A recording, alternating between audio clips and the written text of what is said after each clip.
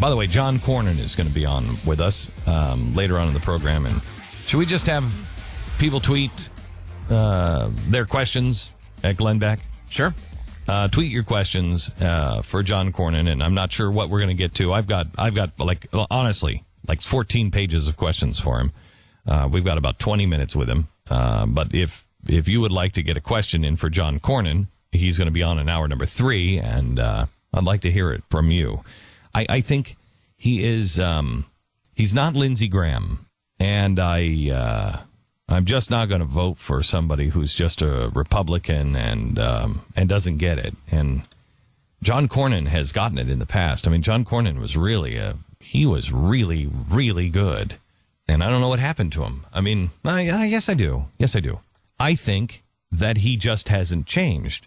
I don't think that he has changed with the rest of us, because he has been in Washington while the rest of us have changed. And those who have been in Washington in the last 20 years don't really understand what's happened to our country. They don't understand what has happened to the American people. We were asleep when they passed Medicare Part D. We were asleep with no new taxes and raise the taxes. We were asleep with the Patriot Act. And I can't say all of the audience. I think there's a good portion of the audience who was just mad as hell at me because I didn't stand up against it. I actually said it's an okay thing as long as there are sunsets attached. Well, what a fool. What a fool. We were asleep when we allowed them to make the TSA. But we're not asleep anymore. And I think the politicians in Washington think we are, and they're operating as if we are. Now, the Democrats might be, but the Republicans are not. You know, the Republicans are the ones that brought us up to, $10 trillion. We're now at almost $18 trillion.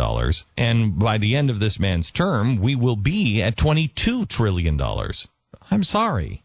You can't add $5 trillion and have it be one of the worst things, because we all knew when Bush was in, we all knew at $10 trillion we were in trouble.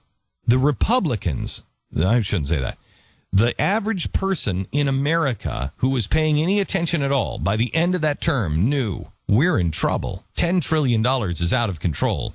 $22 trillion 8 years later is beyond out of control. It's suicide. You know, he didn't stand up. He actually put his name on the list to support Ted Cruz and then took his name off that list. And many people say it's because Mitch McConnell got to him and said, we need you on this side. And he flipped over to the McConnell side. And so he didn't stand with Ted Cruz. And I don't know if this good senator understands, and I don't know if anybody understands in Washington, because they play the game of politics. They play the game of, well, this could be really good. If it's really, really bad, it will be really, really good for the Republicans. Meanwhile, millions of Americans will lose their health care. Meanwhile, we are destroying doctors. Meanwhile, we are destroying the fabric of our free market system. Meanwhile, we have people in California that are being forced into Medicaid. Forced. They're being forced into SNAP. These are people with jobs. These are people that have never needed the welfare before. But if you sign up now for if you sign up for Obamacare because you've lost your insurance, you're now seeing your deductible go from $150 to $3,000. You're seeing your payments go off the charts and you can't afford it. And so the website calculates everything and automatically enrolls you for welfare. And you can't stop it. Well, what do you think's going to happen by letting this go on for 3 years? You've addicted people to it. You've taught them to take it. You have made it widespread, and you're helping collapse the system. This is the greatest device ever for the Marxist. If you are Cloward and Piven, what was your strategy? To get people to understand that you have these benefits coming and that you should take them. But what they've never been able to fight is this understanding with Americans saying, I don't want to take that. And so if you can't fight the people who say, I don't want that, what you do is devise a system where it automatically signs you up for it, and you cannot refuse it.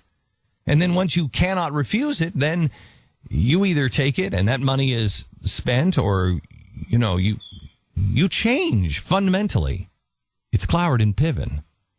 Now, we're awake. Is he awake? We'll find out in just a couple of hours. John Cornyn, and you can tweet your questions for John Cornyn on Twitter and just @Glenn Beck.